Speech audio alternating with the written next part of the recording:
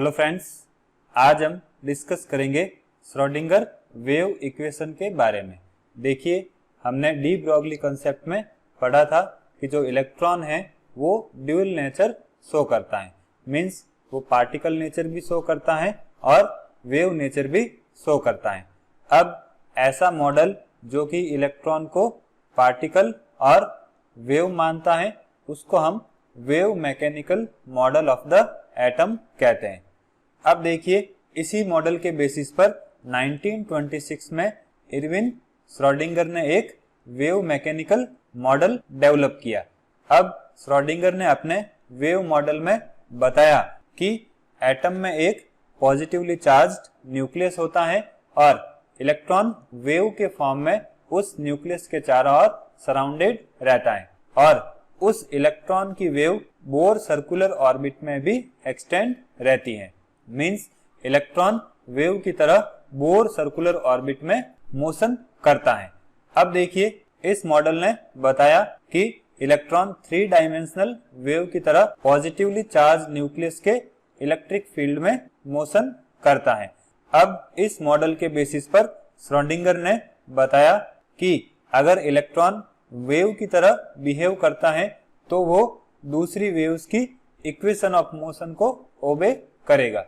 अब श्रोडिंगर ने इस आइडिया के बेसिस पर एक इक्वेशन डिराइव की जो कि इलेक्ट्रॉन के किसी भी 3 एक्सिस के अलोंग वेव मोशन को रिप्रेजेंट करती है। इस इक्वेशन को हम श्रोडिंगर वेव इक्वेशन कहते हैं और ये श्रोडिंगर इक्वेशन सेकंड ऑर्डर की डिफरेंशियल इक्वेशन होती है। अब इस इक्वेशन को सेकंड ऑर्डर डिफरेंशियल इक्वेशन क्यों कहते हैं? क्योंकि यहाँ पर डबल डिफरेंशिएशन करते हैं। अब देखिए, कोई भी वेव अगर एक डायरेक्शन x में मूव करती है या 1 डायमेंशन में मूव करती है तो उसके लिए श्रोडिंगर इक्वेशन को हम इस तरह से लिख सकते हैं: d square psi upon dx square plus 8 pi square m upon h square e minus v psi is equal to 0।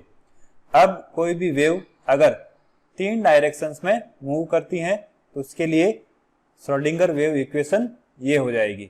अब यहाँ पर x, y और z 3 स्पेस कोऑर्डिनेट्स हैं। E हो जाएगी इलेक्ट्रॉन की टोटल एनर्जी, m हो जाएगा इलेक्ट्रॉन का मास, h यहाँ पर हो जाएगा प्लैंक्स कांस्टेंट, ये हो जाएगी इसकी वैल्यू, और v यहाँ पर हो जाएगी इलेक्ट्रॉन की पोटेंशियल एनर्जी, और यहाँ पर साई हो जाएगा वेव फंक्शन। अब देखिए, इक्वेशन 2 जो है उसको हम इस फॉर्म में भी लिख सकते हैं। यहाँ पर ये हो जाएगा del square psi plus 8 pi square m upon h e minus v psi is equal to 0। यहाँ पर देखिए, इक्वेशन 2 में हमने क्या किया है, साई को कॉमन लिया है और इन तीनों को हमने डेल स्क्वायर के फॉर्म में लिखा है। तो यहाँ पर ये हो गया डेल स्क्वायर साई। अब यहाँ पर डेल स्क्वायर जो है उसको हम लैप्लेसियन ऑपरेटर कहते हैं। ऑपरेटर का यूज किसी दूसरे फंक्शन पर स्पेसिफिक मैथमेटिकल ऑपरेशन करने के लिए किया जाता है।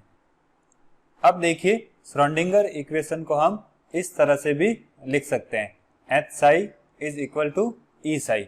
यहाँ पर h हो जाएगा हैमिल्टोनियन ऑपरेटर और ये हो जाएगी हैमिल्टोनियन ऑपरेटर की वैल्यू, या हैमिल्टोनियन ऑपरेटर की वैल्यू को हम इस इक्वेशन के फॉर्म में भी लिख सकते हैं। यहाँ पर h बार हो जाएगा रिड्यूस्ड प्लैंक्स कांस्टेंट और इसकी वैल्यू होती है h अपॉन 2 पाई। तो ये हो गया श्रोडिंगर इक्वेशन के बारे में। अब बात करते हैं साई और साई स्क्वायर के सिग्निफिकेंस के बारे में।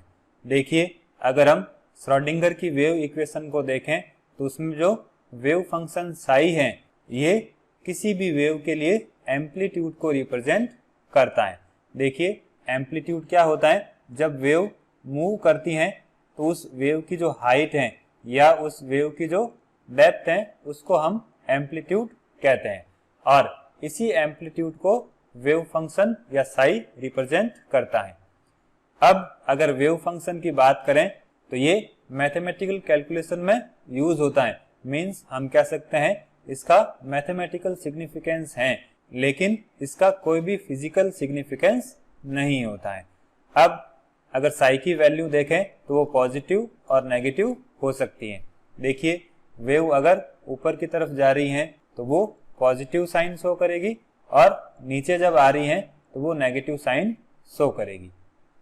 अब अगर हम वेव फंक्शन के स्क्वायर की बात करें तो इसका यूज किसी भी एटम में न्यूक्लियस के चारों ओर इलेक्ट्रॉन डेंसिटी को फाइंड आउट करने के लिए किया जाता है।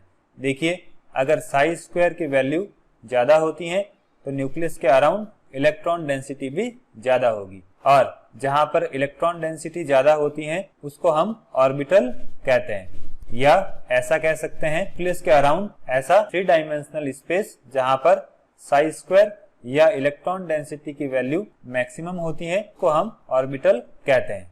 अब देखिए, न्यूक्लियस के अराउंड किसी भी इलेक्ट्रॉन को फाइंड करने की जो प्रोबेबिलिटी होती है उसको हम इलेक्ट्रॉन प्रोबेबिलिटी फंक्शन कहते हैं। इसको हम कैपिटल डी से रिप्रेजेंट करते हैं। ये हो जाएगी कैपिटल डी की इक्वेशन, या इसको हम इस तरह से भी लिख सकते हैं, D is equal to volume of spherical shell of radius r and thickness dr is multiply by psi square.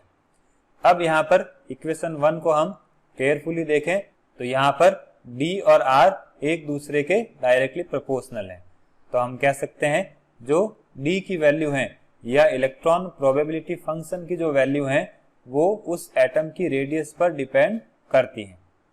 अब देखिए, इसको हम हाइड्रोजन एटम के एग्जाम्पल से समझते हैं। अगर हम 1s की बात करें तो उसमें जो इलेक्ट्रॉन है उसकी इलेक्ट्रॉन प्रोबेबिलिटी फंक्शन की वैल्यू क्या होगी। देखिए, अगर R की वैल्यू 0 होती है तो D भी क्या हो जाएगा, 0।